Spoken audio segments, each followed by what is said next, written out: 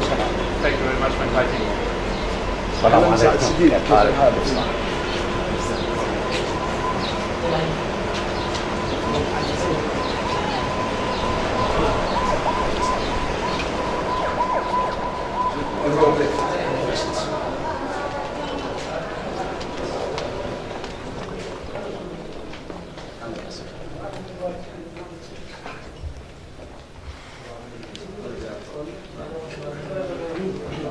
I hope you had a good rest after arriving about early morning.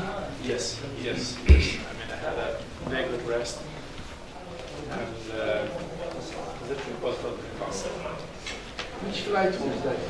I was flying from Munich to Dubai. Dubai? Yes. So you arrived this morning? This morning. This morning, I yes. thought you yes. were arriving at 1:30 last night. Actually not. I had to be still in Pristina as the Prime Minister needed me. But thank you very much for inviting me. It is Pleasure. really a great pleasure for me. We are very delighted to welcome you and your colleagues in Sana'a. And I hope you will have a chance to see the city as well, not just meeting with foreign ministry officials. I did a little bit of view. I got a little bit of view from the flight about the country, and I was very much impressed how beautiful it is. It really is impressive. Not as green as Zulu. Barren rocks, barren mountains, but there are green areas as well. Very beautiful and another geography. I mean, Kosovo is another geography. So how are you enjoying the post of minister after a long history of academic background? To be very frank, it is very interesting and very exciting. But at the same time, I'm missing what I did as academic. Because, I mean, when you're teaching, it's simply another environment. It's another way of thinking, it's another way of life. But the fact that I'm trying to do everything in order to represent and make the case for a young country, Kosovo, I think it's a good job. It's not boring. No, I'm sure it's not boring, but it's very taxing, I think. It is. Very taxing. It is. His Excellency also was a professor at the university. Yes. I mean, we met 3 times, Yes. and I read and I heard a lot about you. I hope good things. Good thing, of course. He was the vice rector of Sana'a University for quite some time. Not just a professor. Yes, but my background is not in political science, it is in medicine. Much better. I don't know about that. I suppose it provides you with a better background for diagnosis.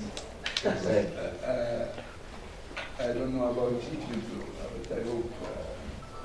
But I think it is certainly the transition is difficult from academic to Minister of Foreign Affairs. It is. I mean, like you, I was, before getting the job of Minister of Foreign Affairs, Minister of Education. And frankly speaking, it was much easier because I was coming from academia and I understood how an institution is simply functioning, how professors are thinking, which kind of goals they might have. Being a Minister of Foreign Affairs and flying a lot, and I'm flying really a lot, it's not easy job. But again, thank you very much for inviting me.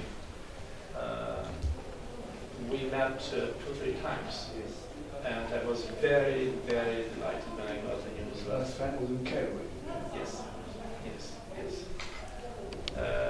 And it is for me, actually, for my country, a big honor that I'm visiting your great country. By training, I'm a historian and political scientist, and I read a lot about Yemen. When I was teaching courses in front of students. And when I landed today, I got really a very, very positive feeling about the country and about the people. Well, as you said, I think Yemen is considered very long history. It has civilization in different parts of Yemen, not only in the northern part, but also in the eastern parts. A lot of heritage in the country. And now we are facing a lot of challenges because we are in a transition period, which hopefully will lead to a new Yemen as far as the mode of government, of the constitution, of the democratic process, of sharing of power, sharing of wealth. Because in the last 50 years, although we've had different regimes in the north and the south for the unifications, the regimes in the south entered the unification where the socialist doctrine, the north was maybe a liberal but also one-party system, and both really have mismanaged both the north and the south before unification.